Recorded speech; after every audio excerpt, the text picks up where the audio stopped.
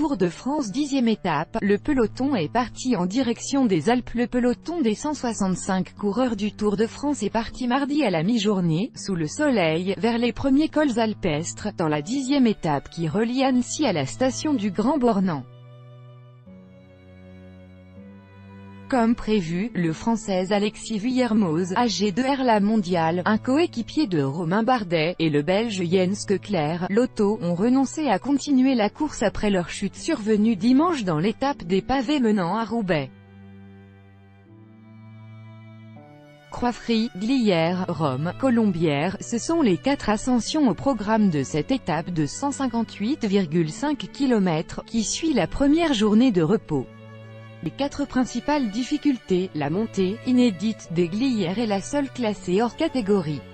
Ces 6 km sont très pentus, 11,2%, et sont prolongés par un secteur empierré de 2 km sur le plateau, une première dans les tours contemporains.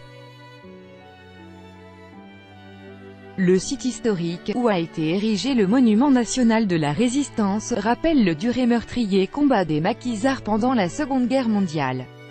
Au col, il reste encore 88 km jusqu'à l'arrivée, avec une longue transition dans la vallée pour rejoindre les environs de Cluses et grimper le col de Rome, une ascension découverte tardivement par le Tour.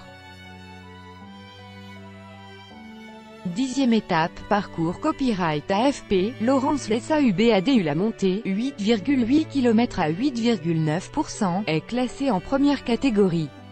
Elle sert comme en 2009, de raid marchepied à la partie finale de la Colombière, 7,5 km à 8,5%, abordée après une courte descente.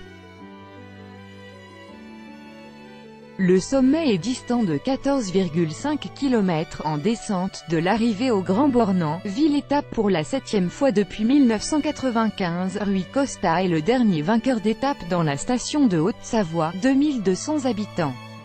En 2013, le Portugais s'était imposé, dans un final très différent, quelques semaines avant de devenir champion du monde.